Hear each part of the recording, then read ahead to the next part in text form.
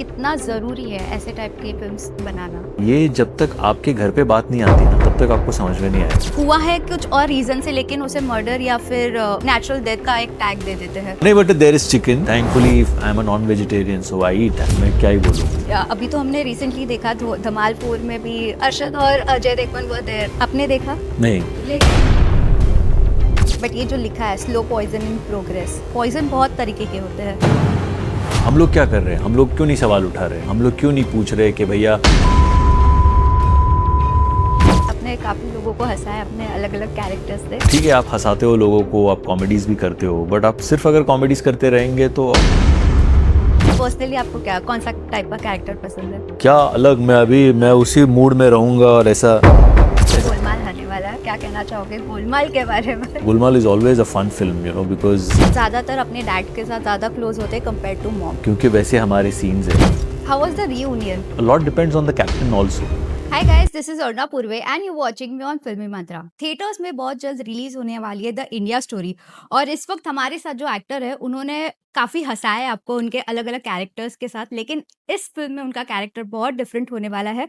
Yes, let's welcome Shreyas Talpade on फिल्मी मंत्रा। नमस्कार। श्रेयस, सबसे पहले तो बहुत बहुत congratulation for this film. Thank क्या यू। कहना चाहोगे, कितना स्पेशल है ये फिल्म आपके लिए? बहुत स्पेशल है। Of course every film is equally special but there is something about this film which is makes it a little extra special. कहानी अच्छी है, फादर डॉटर जो बॉन्ड है, because I am a father myself, तो थोड़ा नजदीकी लगता है मेरे ख्याल से। जिस इंटेंशन से ये फिल्म बनाई गई है कि जो एक होप है कि फ्यूचर जनरेशन के लिए हम एक बेटर कंट्री अगर दे सके, so I think that is a very important part with this particular film. I hope the message reaches out to as many people as possible in the right manner that we have thought of. Okay, but क्या लगता है कितना जरूरी है ऐसे type की films बनाना? See, कोई भी मुद्दा तभी इफेक्टिवली बाहर आता है जब की सराउंडिंग कहानी ठीक ठाक हो। And I think the story that we have is very sensitive, very emotional. ये मुद्दों पे बात होनी जरूरी है। एटलीस्ट एक अवेयरनेस हो, एटलीस्ट एक कॉन्वर्जेशन शुरू हो, एटलीस्ट कोई लोग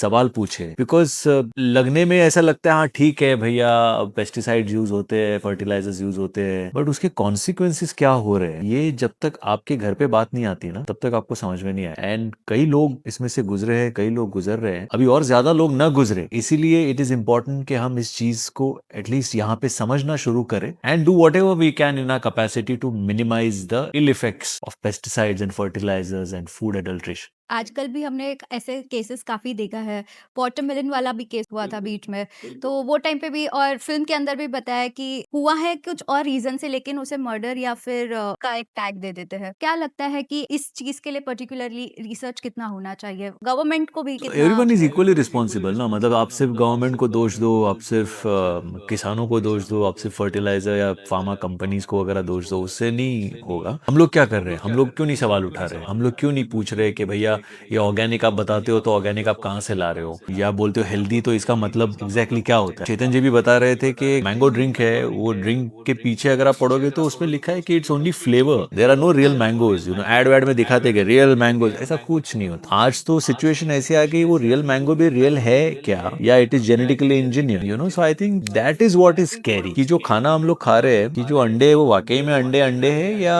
बनाए हुए वैसे है, दूध दूध नहीं है, पनीर पनीर नहीं है, तो फिर इंसान क्या करेगा, क्या खाएगा। ये फिल्में, ये सब्जेक्ट्स इंपॉर्टेंट बनते हैं कि to start a conversation, at least give it a thought, think about it. सोचेंगे 100 लोग तो उसमें से 10 लोग कुछ ना कुछ शुरुआत करेंगे and that will be the victory for us is what I feel. But ये जैसे कि ये फ़िल्म आपने जस्ट खत्म की है, तो right after shooting this film कितना प्रिकॉशंस आपने पर्सनली घर पे लिया? प्रिकॉशंस क्या, मतलब द अनफॉर्चुनेट पार्ट इज कि ये करने के बाद अब मैं खाते हुए हर बार सोचता हूँ कि मैं क्या खा रहा हूँ। We were so involved in the whole thing, but अभी वो चीज दिमाग में बैठ गई। अभी मैं कोई भी खाना खाते हुए मैं सोचता हूँ। मैंने डेयरी प्रोडक्ट्स बंद कर दिए, पनीर वनीर खाना बाहर का बंद कर दिया है। So the lot of things which मैंने रॉ वेजिटेबल्स जो हम सैलड्स वगैरह में खाते हैं, मैंने वैसे खाना बंद कर दिया। तो we make sure that we boil everything and then cook it and eat it. सारे ही प्रोटीन आपने बंद कर दिया है। नहीं but there is chicken, there are things like that, but sprouts भी हम बॉईल करते हैं फिर खाते हैं। चिकन, चिकन में भी कहाँ कितना इंजेक्शन टूसा गया है हु नो, बट फिश खाते हैं। So there are other sources of protein. Thankfully I am a non vegetarian so I eat that. But जो लोग सिर्फ वेजिटेरियन और पनीर पे डिपेंडेंट है, मैं क्या ही बोलूँ। जैसे कि आपने बोला कि एक फादर डॉटर का फिल्म है जिसमें आप एक फादर प्ले कर रहे हो, तो जो हमेशा फीमेल्स होता है वो ज्यादातर अपने डैड के साथ ज्यादा क्लोज होते हैं compared to mom. How much do you relate and इतना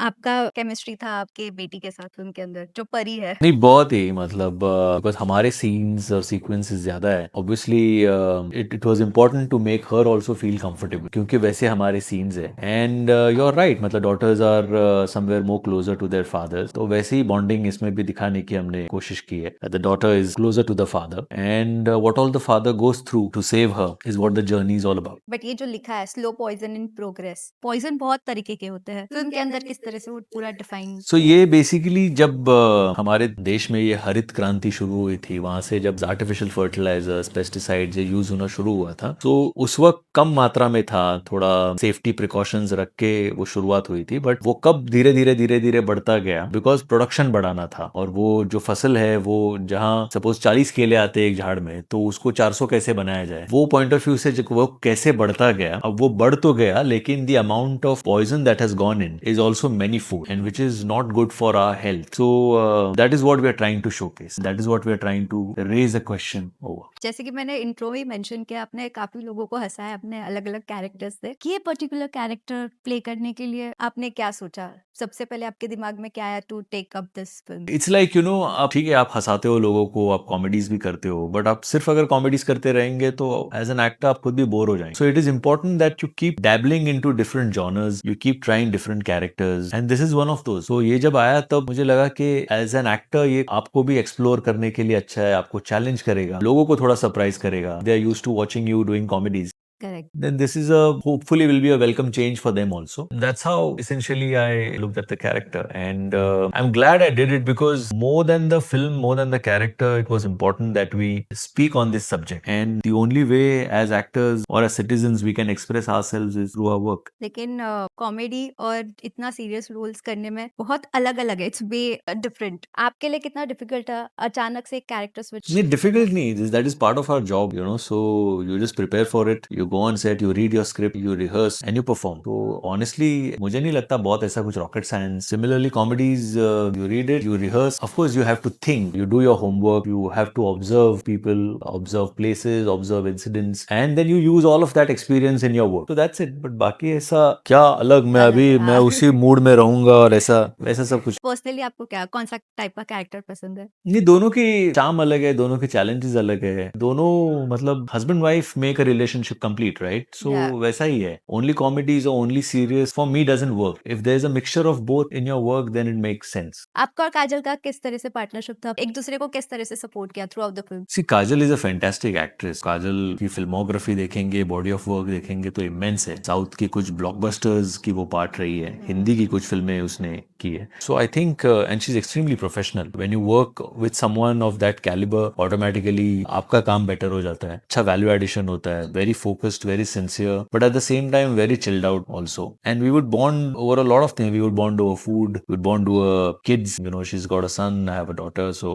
we would keep discussing our kids as well कि क्या कौन सी स्कूल क्या करते हैं 2 साल में क्या होता है 4 साल में क्या होता है वगैरह वगैरह so it was good fun working with her and like I said she's an extremely professional artist so she used to be there on time ready with her lines and it's always a pleasure to work with someone like that who's prepared and who knows what she's doing. Right after this film Golmaal आने वाला है, क्या कहना चाहोगे गोलमाल के बारे में? Of course expectation है गोलमाल से कि family entertainer हो तो obviously our captain Rohit is leaving no stone unturned to make sure of that कि वो entertainer in the right sense हो लोगों को जो expect कर रहे हैं उससे ज्यादा ही मिले and all of us are working extremely hard towards it. Gulmal is always a fun film you know because एक तो comedy रहती है मस्ती रहती है all of us have worked together for so many years so एक वो bonding है the best part about Golmaal is all the actors are very secure कोई एक दूसरे के सीन में इंटरफियर करना घुसना खाना ऐसा कोई नहीं करता the entire effort is towards making a film which is phenomenally entertaining that is what we are trying.